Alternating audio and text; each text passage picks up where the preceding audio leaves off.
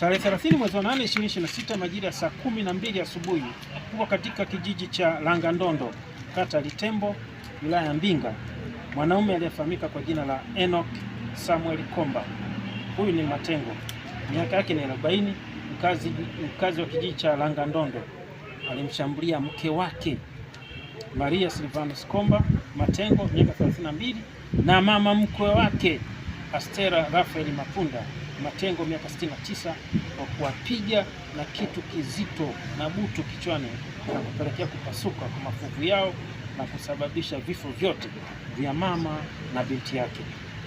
Chanzo cha tukio hili ni baada ya tukio kutokea kwa ugomvi baina ya wanandoa hao waliopelekea mama wa binti huyo kuingilia kwa nia ya kusaidia na kupatanisha ugomvi huo. Ndipo mtumiwa alipochukua maamuzi ya kuchukua jembe na kuwashambulia kwa kuwapiga kichwani mwao na kusababisha vifo vyao. Aidha, baada ya kutokea kwa tukio hilo, wananchi wenye hasira kali walimsaka na kumkamata mtuhumiwa huyo na walijichukulia sheria mkononi kwa kumshambulia, kwa kumpiga na kumchoma moto maeneo mbalimbali ya mwili wake, ambapo mtuhumiwa huyo amelazwa katika hospitali ya Mission Litembo na kwa matibabu na hali yake sio nzuri. Miili ya marehemu imehifadhiwa, uchunguzi wa daktari ilihifadhiwa katika hospitali na uchunguzi wa daktari umekamilika na kukabidhiwa kwa ndugu kwa ajili ya taratibu za mazishi. Lakini tunalo tukio la taarifa ya kifo mnamo tarehe 31 mwezi wa 7 2026 majira saa 1:30 asubuhi huko mtaa wa Bilaui, kata Mfaranyaki, manispaa Songea,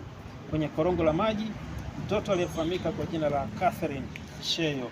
Jacob, miaka 11, mkazi wa Matalawe Sabasaba, mwanafunzi wa darasa la 3 shule ya msingi Mputa Bomba Mbili, alikutwa akiwa amefariki dunia pembezoni mwa korongo la maji huku mwili wake ukiwa umeharibika. Taarifa kamili ni kwamba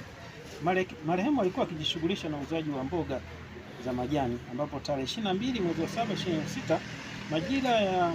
saa 10 jioni mtoto huyo aliondoka nyumbani kwao anapoishi akiwa na watoto wenzake wawili.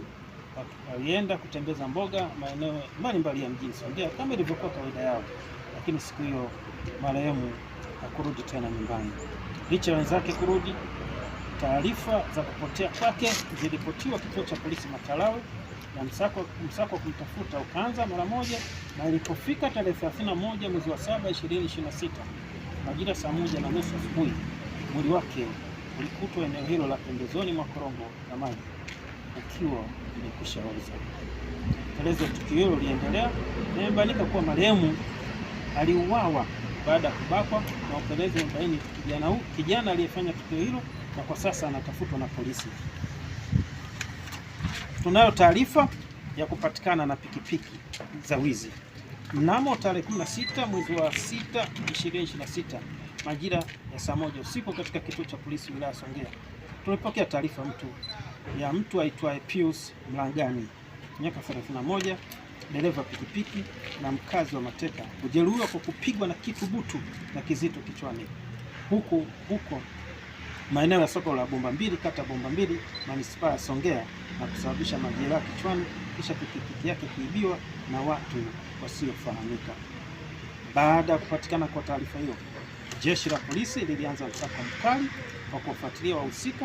wa matukio hayo, na ilipofika tarehe 18 mwezi wa 7 2026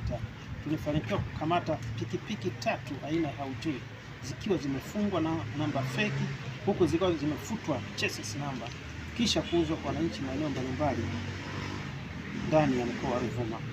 Pia imegundulika kuwa wezi hao mara baada ya kuiba pikipiki hizo hugushi kadi feki za umiliki wa pikipiki hizo na kuzitengenezea namba feki, kisha kuwalaghai wananchi kwa kuwauzia, ambapo moja kati ya pikipiki hizo baada ya ufuatiliaji iligundulika kuwa ni ya Bwana Pius Marungu. Aliibiwa pikipiki yake huko maeneo ya soko la Bomba Mbili, kata Bomba Mbili, manispaa ya Songea, na kutoa taarifa yake polisi. Upelelezi unaendelea kubaini wale wote waliojihusisha na wizi na uporaji wa pikipiki ili waweze kushughulikiwa kwa mujibu wa sheria.